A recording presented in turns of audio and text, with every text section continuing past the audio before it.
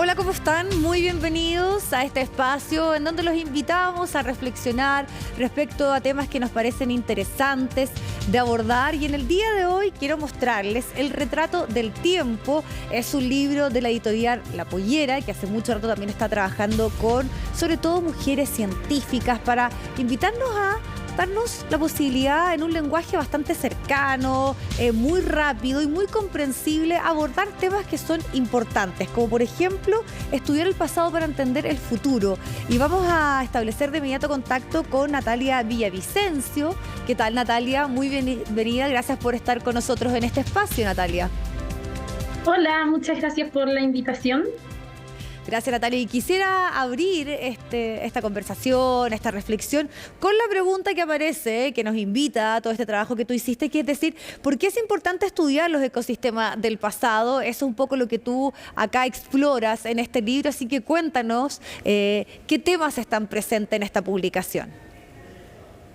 Bueno, la publicación trata sobre una disciplina de la paleontología que se llama paleoecología, que es básicamente reconstruir los ecosistemas, ¿verdad?, del pasado. Y con ecosistemas me refiero a tratar de construir con la mayor quizás amplitud o precisión todo lo que componían estos ecosistemas, ¿verdad? Sus características no vivas, los organismos vivos que habitaban en ellos, sus interacciones.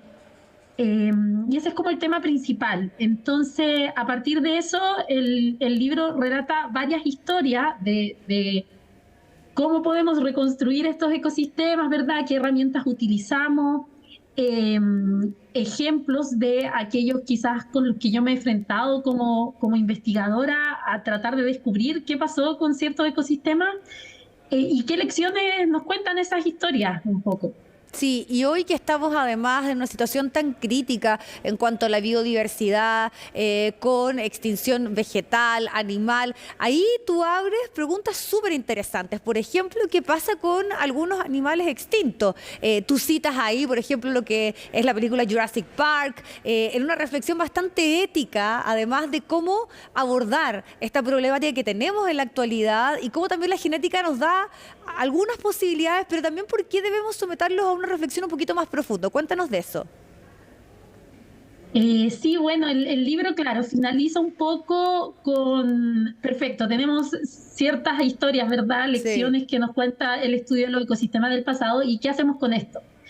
Y claro, el avance tecnológico efectivamente está yendo muy rápido y la posibilidad o la pregunta de, o el intento quizás de traer especies extintas a la vida es obviamente más real de lo que había sido antes y más real quizás de lo que creemos. Entonces, frente como a estos avances tecnológicos, ¿verdad? A la idea de clonar o traer especies híbridas que se parezcan, por ejemplo, a un mamut lanudo, o fantasear con que se pudiese traer, no sé, un milodón como el que habitó Magallanes, de vuelta a algo parecido, de vuelta a la vida, que eso ya es más fantasioso. Bueno, son temas que están actualmente en discusión en las comunidades científicas y no científicas y que son preguntas que tenemos que hacernos, como ¿debemos hacerlo? ¿Cuál sería nuestra razón tras traer animales extintos a la vida?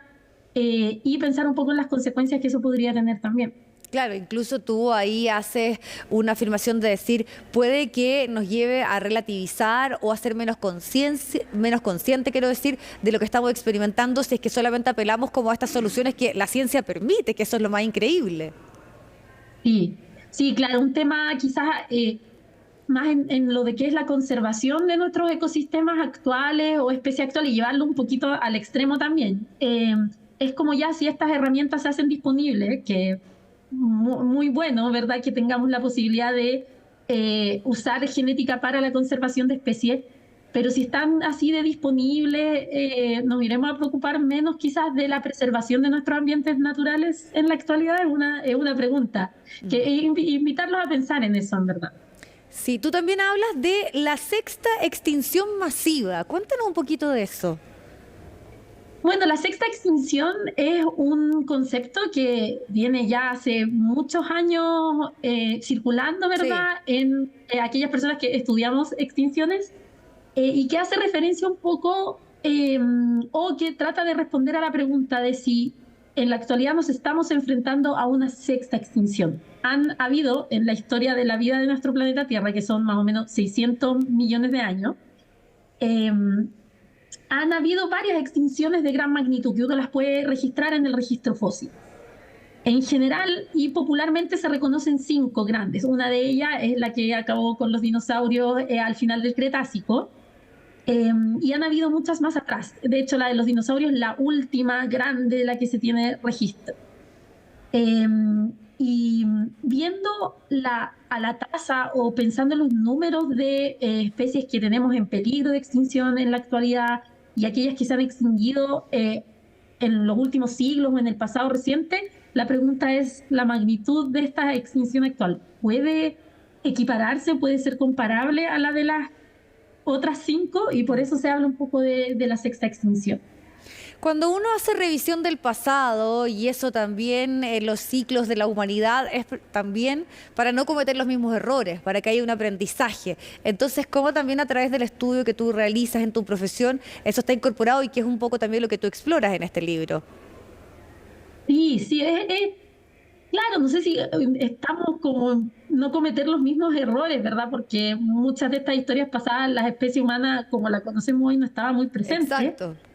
Pero sí entender cómo los ecosistemas se han enfrentado a presiones, ¿verdad?, que causen extinción, o cómo han enfrentado cambios ambientales que si bien el cambio ambiental en la actualidad no cabe duda que es de gran parte, o no cabe duda que es de origen antrópico, ¿verdad?, por nuestro impacto sobre el planeta, han habido otros cambios naturales anteriormente que uno puede revisar y ver cómo en condiciones naturales los ecosistemas superaron estos cambios, ¿verdad?, o qué consecuencias tuvo sobre ellos, y pensar un poquito en qué consecuencias puede tener nuestra vida en este planeta así como está, y si queremos que esas sean las consecuencias o movernos hacia otros caminos, ¿verdad?, que nos permitan coexistir en más armonía con el resto del planeta.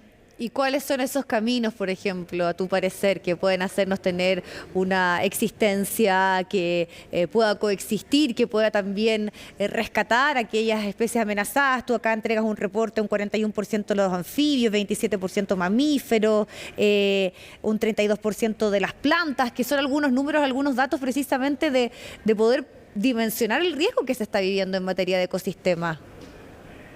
Bueno, o sea, yo creo que está en nuestro diálogo colectivo, ¿verdad?, toda esta idea de ir hacia formas de vida más sostenibles, ¿cierto?, más amigables con el ambiente.